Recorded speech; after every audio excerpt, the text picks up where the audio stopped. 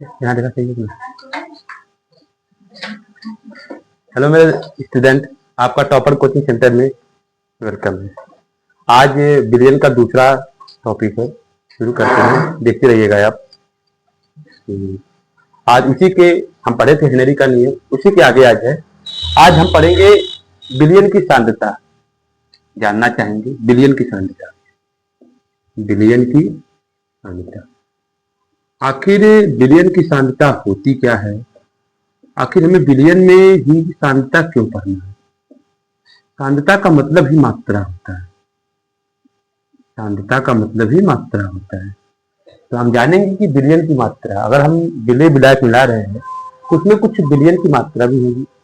विलय का भी हो सकता है ग्राम हो सकता है लीटर हो। उसी के बारे में आज हम चर्चा करेंगे कि किसी बिलियन में कितना विलय है, कितना विलायक है। चलिए ठीक है। इस दो प्रकार से बिलियन की सांद्रता हम दो प्रकार से ज्ञात करते हैं। एक द्रव्यमान के ऊपर, एक भौतिक, एक रासायनिक। एक भौतिक होती है और एक रासायनिक तरीके से, एक रासायनिक तरीके से, रासायनिक तरीके से। आप ध्यान से देखते रहिएगा। देखिए भौतिक में क्या होता है। भौतिक में हमारा होता है द्रव्यमान प्रतिशत, आयतन प्रतिशत, पीपीएम। द्रव्यमान आयतन प्रतिशत होता है, चार होता है। इसमें होता है मोल, मोलरता, मोलल्टा, नॉर्मलता, फॉर्मलता, मोल अंश। पांच छह इसमें होते हैं। अब हम चलते हैं भौतिक परिवर्तन का जो पहला टॉपिक है, पहला है कि द्रव्यमान प्रतिशत। चलिए उसके बारे में आपको एक एक करके बताएंगे। फार्मूले इससे सवाल आते हैं, परिभाषा नहीं आती है, इसके से बस सवाल ही आते हैं, देखते रहिए। पहला है कि द्रव्यमान, द्रव्यमान प्रतिशत, प्रतिशत।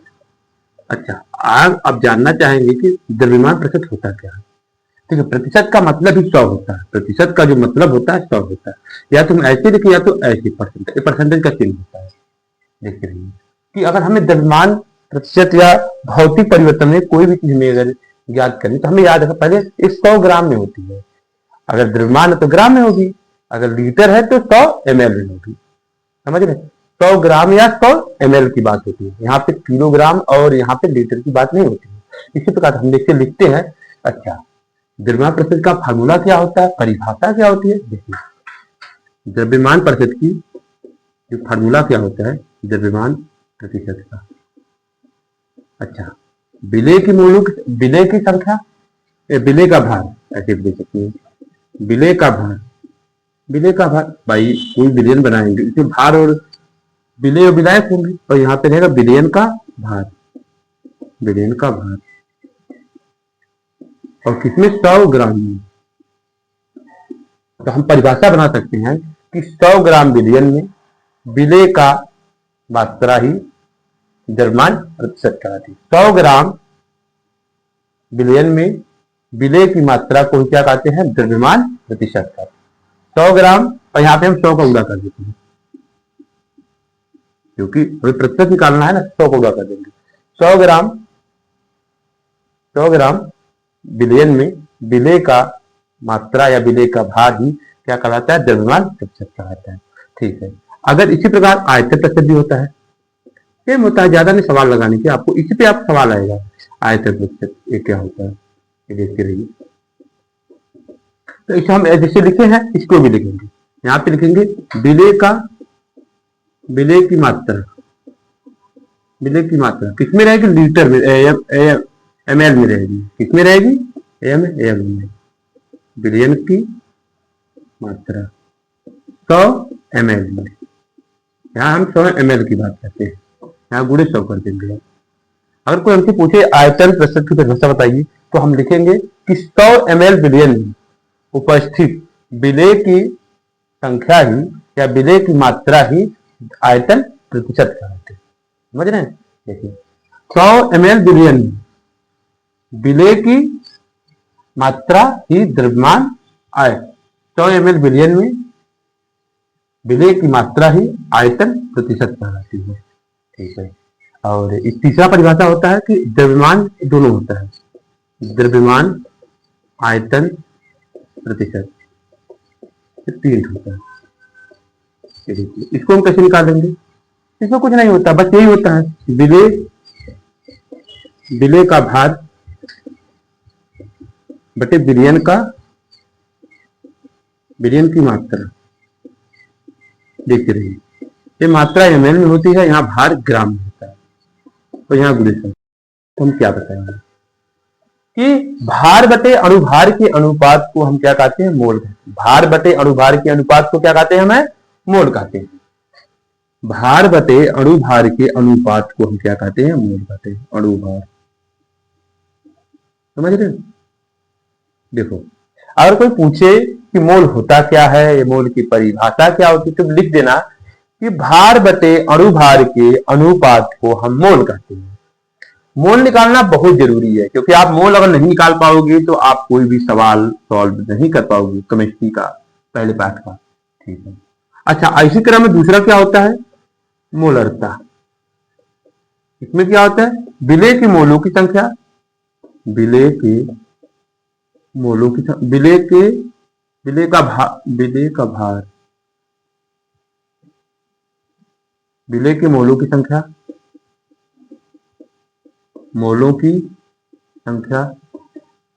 बटे विलयन का आयतन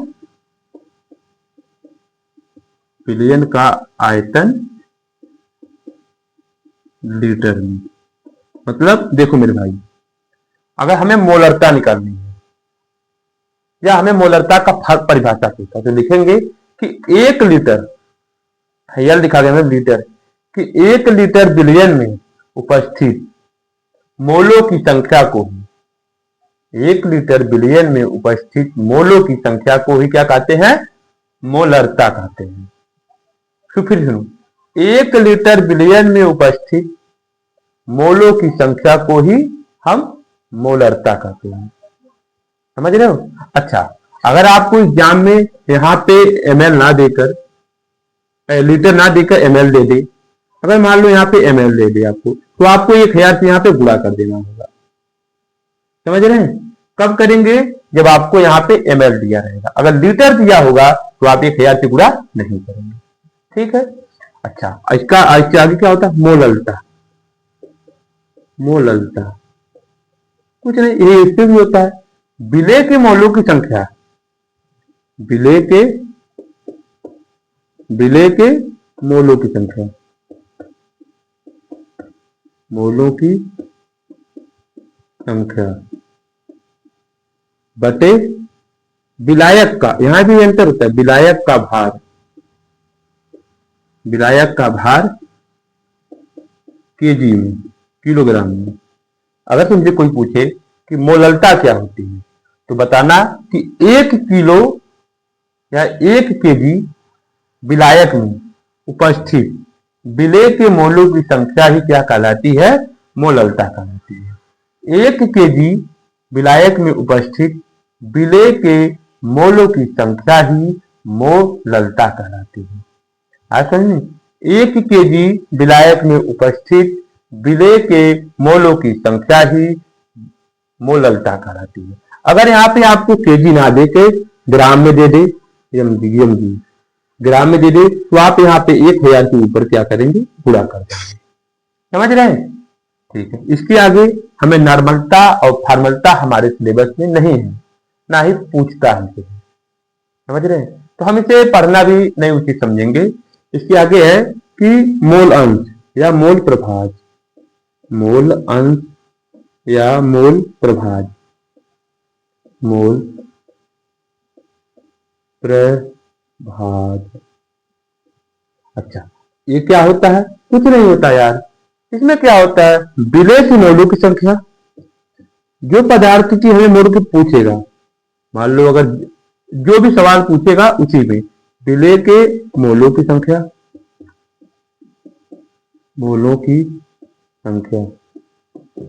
बटे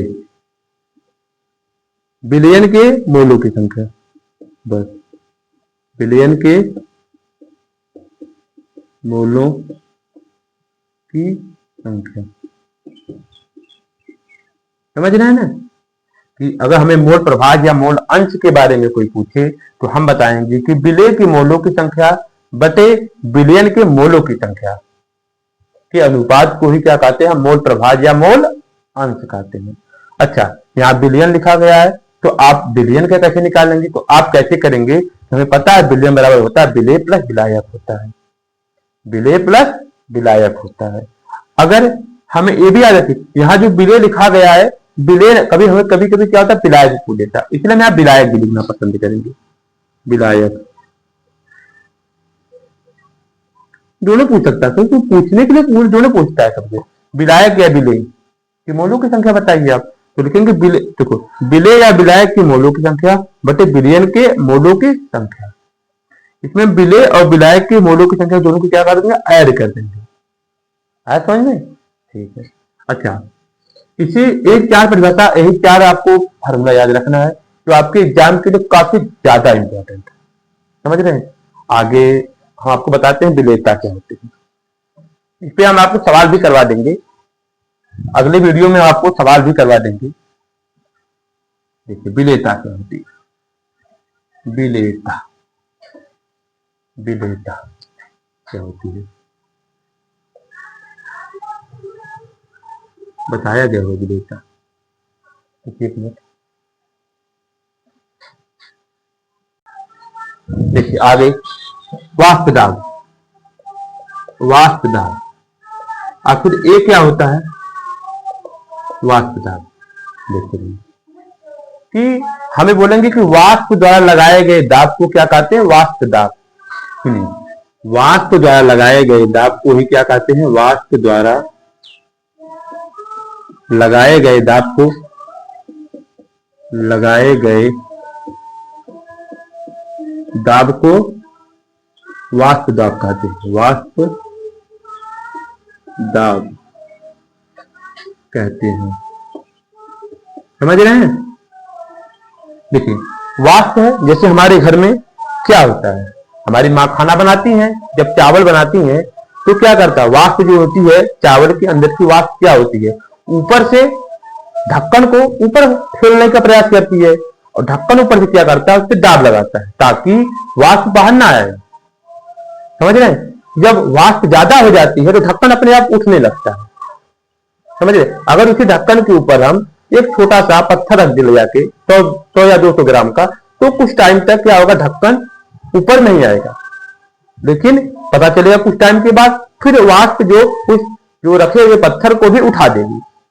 यानी वाष्प क्या लगा रही है, दाब। वाष्प क्या लगा रही है कि वाष्प को लगा क्या, दाब लगा रही है भाई, अपना प्रेशर लगा रही है ऊपर की तरफ, ऊपर से ढक्कन अपना लगा रहा है, समझ रहे हो। तो उसी को बोलते हैं कि वाष्प द्वारा लगाए गए दाब। भाई वाष्प अपना दाब लगा रही है, प्रेशर मार रही है उठाने के लिए, तो ढक्कन ढक्कन उड़ जाए। वाष्प द्वारा लगाए गए दाब को क्या कहते हैं, वाष्प दाब कहते हैं। ठीक है, अगला है राउल्ट का नियम। राउल्ट का नियम भी वाष्प दाब पर ही है, राउल्ट का नियम वाष्प दाब पर ही है, राउल्ट का नियम, राउल्ट का नियम।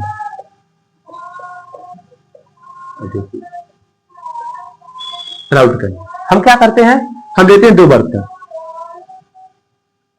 हम लेते हैं 2 बर्तन और एक लेते हैं तीसरा बर्तन।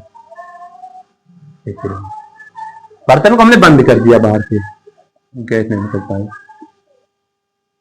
इस पे हमने डाल दिया 100 ग्राम, कोई विलेय डाल दिया, इसमें डाल दिया 200 ग्राम और नीचे से हम तापमान देते हैं। तो तापमान देंगे तो होगा क्या, ये यहां वाष्प बन के उड़ने लगेगी, दोनों वाष्प बन के उड़ने लगेगी, वाष्प बन के उड़ने लगेगी। ठीक है, हम क्या कहते हैं, राउल्ट के महोदय के अंदर कहते हैं कि अगर हम 2 बर्तन लेते हैं, उनको हम तापमान नीचे से देते हैं, तो जो अगर पदार्थ भरा होता है, जो विलेय विलायक कुछ भी भरा होता है, वो क्या करता है, ऊपर की तरफ वाष्प बनाने लगती है। ऊपर से हम ढक्कन बंद किए होते हैं। क्या पहले बर्तन द्वारा बनाए गए दाब, वाष्प दाब, और दूसरे बर्तन द्वारा बनाए गए वाष्प दाब, वो दोनों को हम इस तीसरे बर्तन में डाल देंगे। तीसरे बर्तन मान लो 300 ग्राम हो गया, 100 ग्राम में 200 300 ग्राम हो गया। अब यहाँ भर जाएगा इतना, इतना ये तो भर जाएगा ना। अब यहाँ पे भी दाब लगेगा, वाष्प बन जाएगी, जो ये वाष्प है उस पर उलट देंगे, तो हमें पता चलेगा कि क्या नाम, तीसरे भर देंगे, इसमें भी वाष्प दाब लगेगा, दोनों को हमने तापमान देकर वाष्प बना दिया, इसमें भी वाष्प बन, इसमें भी वाष्प बन रही है दोनों में। और इन्हीं दोनों को अगर तीसरे बर्तन में डाल देंगे तो हमें पता चलेगा जिसकी मात्रा जितना ज्यादा होगी उसका वाष्प दाब ज्यादा होगा। स्वाभाविक सी बात है कि अगर मात्रा ज्यादा होगी तो उसकी वैल्यू भी ज्यादा होती है। जिसके राउल्ट महोदय के अनुसार कि अगर हम दो बर्तन में अलग अलग मात्रा में लेते हैं, उसे तापमान देते हैं और दोनों में बर्तनों में वाष्प बनती है, वह बनी हुई वाष्प को हम तीसरे बर्तन में डाल देते हैं। तीसरे बर्तन में डालने पर तो पता चलता है कि जिसकी मात्रा जितना ज्यादा है उसका वाष्प दाब उतना ज्यादा है।